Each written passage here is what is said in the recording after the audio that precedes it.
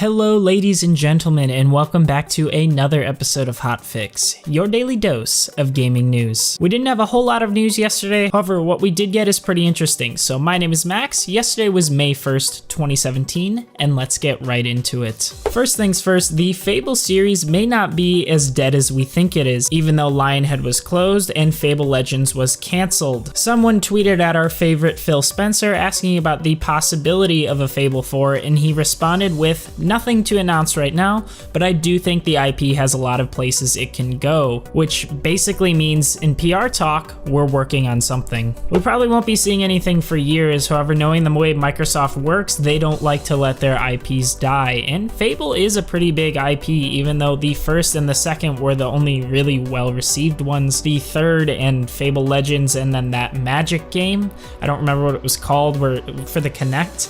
None of those were received very well, even though Legends never made it out of beta. Hopefully, when they do bring it back, they harken back to the first game or come up with something new entirely. Mario Kart 8 Deluxe for the Nintendo Switch launched last Friday, and it had the best launch the Mario Kart series has ever seen. It ended up selling 459,000 copies in the US, both physical and digital, on April 28th. This beat out the previous record set by Mario Kart Wii in 2008. Which sold 433,900, which makes sense since the Wii is one of the most popular selling consoles. It's great to see this doing so well, especially since it's just a remake with a few extra features. Maybe since the Wii U didn't sell very well, this is the first new Mario Kart for a lot of fans in a while. Speaking of the Nintendo Switch, the first DLC pack for Zelda Breath of the Wild was detailed yesterday. It's going to be called the Master Trials, and it's supposed to be coming this summer. What's coming with it is a hard mode, which, as you would imagine, mostly increases the difficulty of the enemies. A lot of them will be ranked a higher tier than they normally are now,